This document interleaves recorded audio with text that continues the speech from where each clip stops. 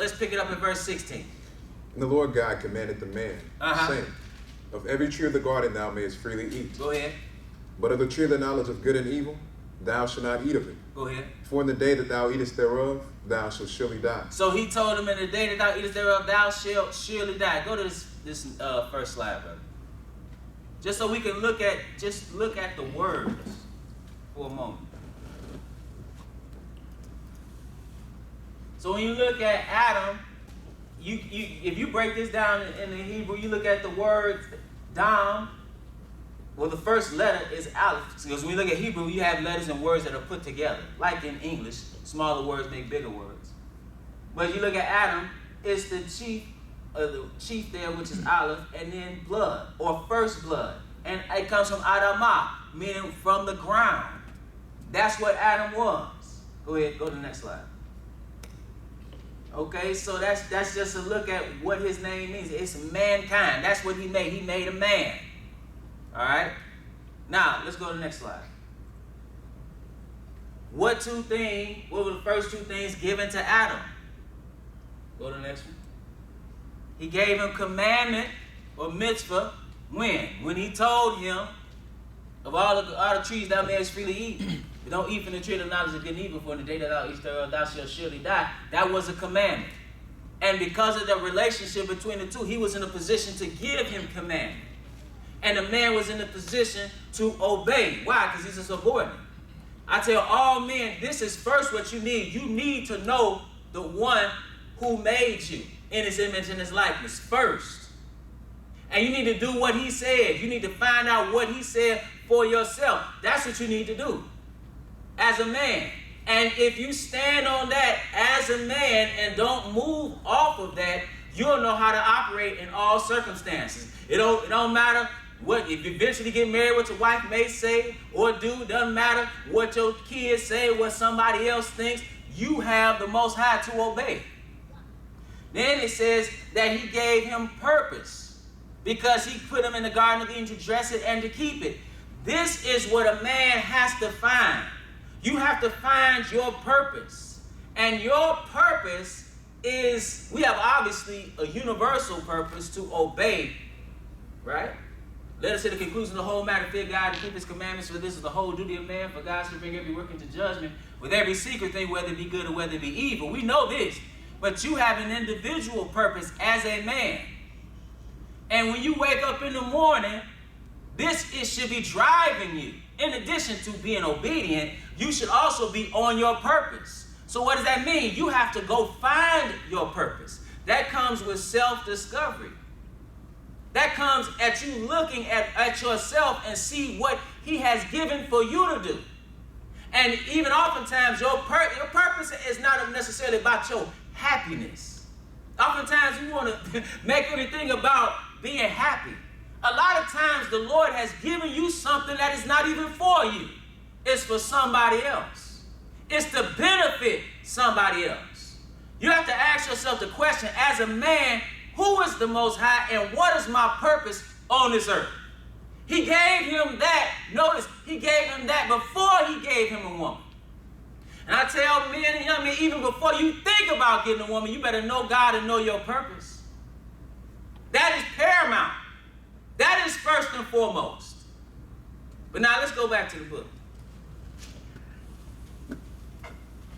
Because he gave him mitzvah and he gave him purpose. But then it says something else. Verse 18. And the Lord God said, it is not good that man should be alone. I will make him an help meet for him. So it said, the Lord God said, it is not good that the man should be alone. I will make him an help meet or fit for him.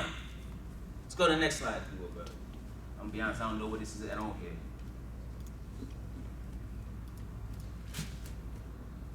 So now when you look at help meet, that comes from the word Ezar. Like Eliezer, God or El is my helper. So it's almost, it's larger than it's somebody that's like in submission unto you. It's even like somebody that's almost like a shield in a way.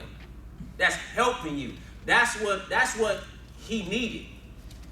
For what? To fulfill his purpose.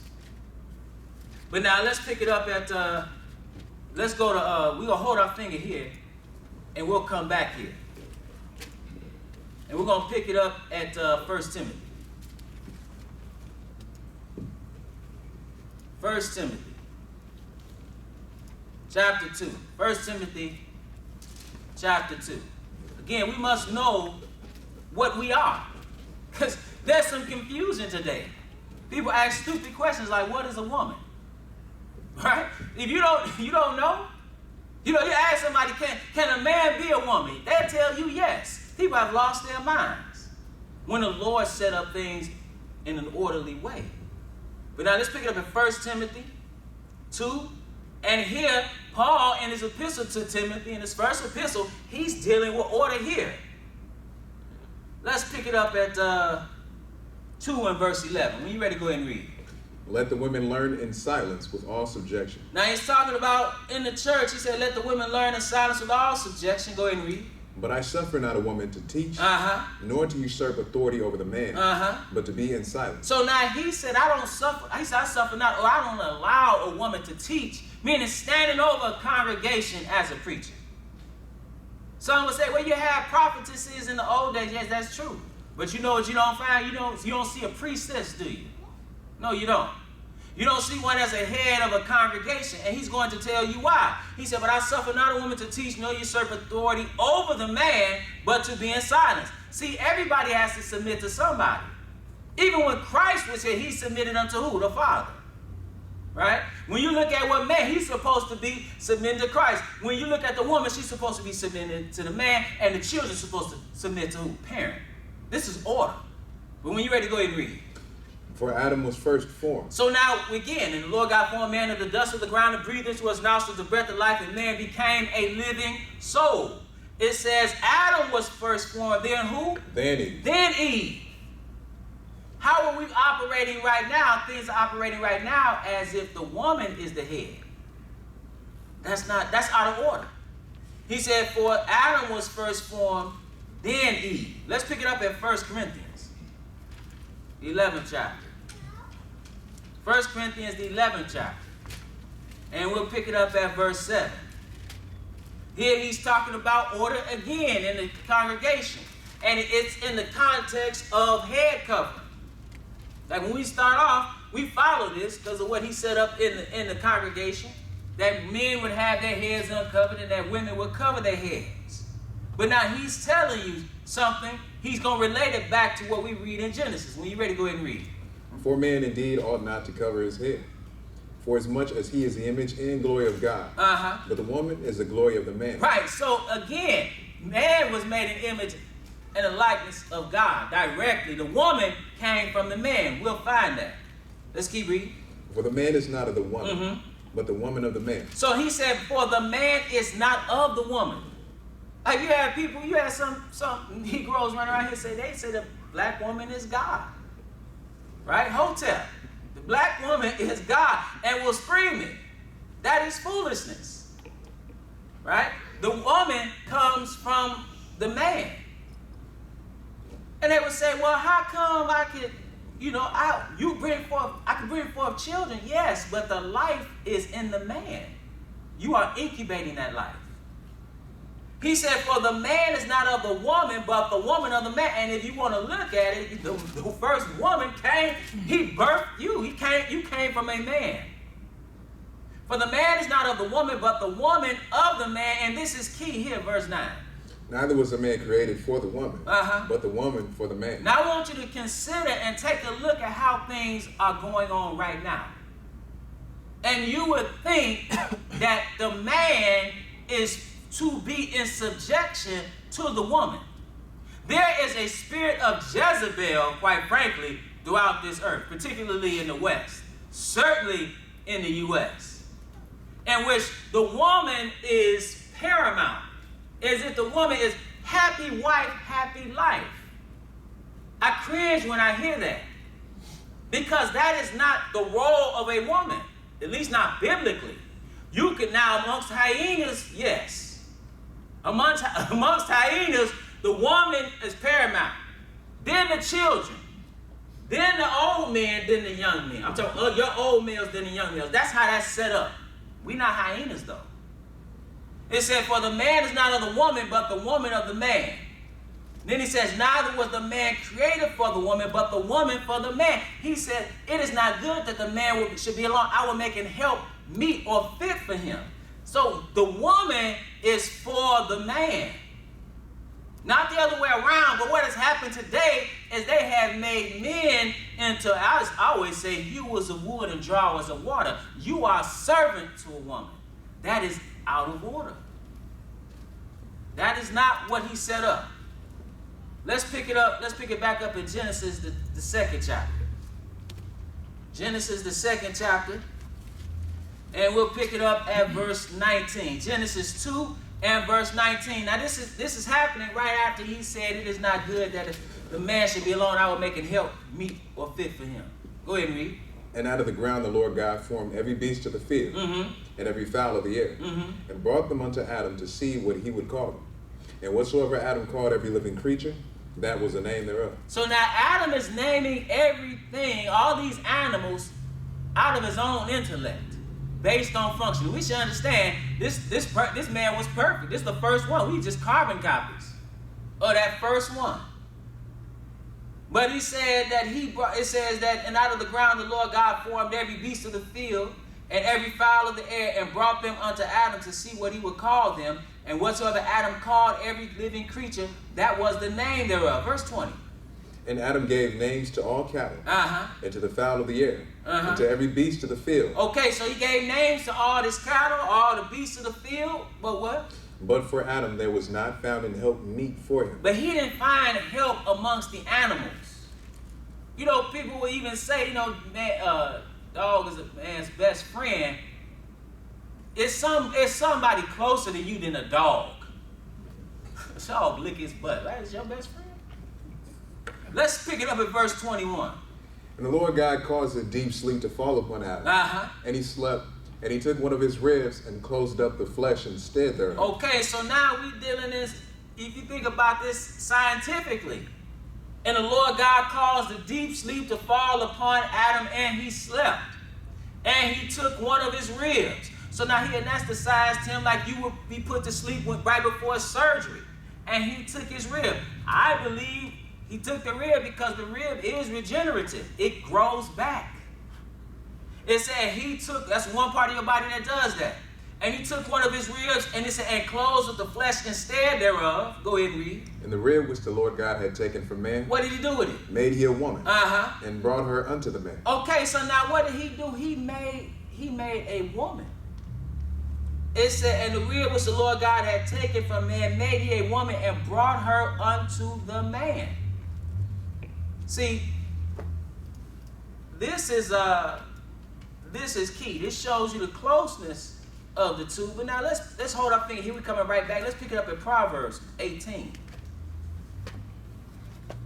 Because what he did with this woman, and we call wife, we say that in English, but in the Hebrew you don't see wife. Actually, in English, wife really means something different. They're using that term. But it's woman, Isha. And we'll find out what that means. But let's see something here. This is Proverbs, the 18th chapter. Proverbs 18, and I want you to consider this in relation to your purpose in life and your obedience unto the Lord. Verse 22. Whoso findeth a wife findeth a good thing. He said, whoso findeth a wife findeth a good thing. Go ahead. And obtaineth favor of the Lord. But obviously what should be understood in the abstract, he's not talking about just any woman, right? Because it's not a good thing if it's not a good woman. So he said, whoso findeth a wife findeth a good thing and obtaineth favor of the Lord. Let's pick it up in the 19th chapter, one verse here, verse 14. Go ahead and read. House and riches are an inheritance of fathers, and a prudent wife is from the Lord. You see that? So he said houses and riches are the inheritance of fathers, because that's what you will pass down. But then it said, and a prudent wife is from the Lord. A wise wife, that's from the Lord. So now you need to, as a man, you need to understand, I know I'm supposed to obey the Lord, and I know I have purpose in my life. Now you can deal with woman. The question is which woman? Because the Bible also talk about a contentious woman, doesn't it? Talking about it's better to dwell on a rooftop than with a contentious woman. So you need to consider what woman you call yourself covering, if you will. And after some advice, you might want to pick one who had the same primary objective to serve the Lord, but also understand her role and what she's supposed to be given to your life as a helpmeet. Asa. But now let's go back to Genesis 2 and pick it up at verse 23, because he says something here. It said, the Lord God caused a deep sleep to fall upon Adam, and he slept, and he took one of his ribs and closed up the flesh and stared thereof. And the rib which the Lord God had taken from man made he a woman and brought her unto the man. Verse 23. And Adam said, this is now bone of my bones, and flesh of my flesh. She shall be what? She shall be called woman. Why? Because she was taken out of man. This is how you know you can infer he's naming everything according to function. Right? Like Adam was named. Adam, Adumah, from the soil. Right? The first blood. Right? Now, it says, now he called her Isha. He says why? Because that's what it is. That's what woman means. Because she was taken out of man. And so now that means for a woman, you cannot discount your purpose on this earth outside of a man. Because you were literally created as a helpmeet for a man. Your name literally tells you what you're supposed. That's how you can understand that it's foolishness when we ask, what is a woman? What is a woman? A woman is a helpmeet to a man. A woman is the one that was taken from a man. Let's pick it up at, let's go to this next slide, brother, if you would.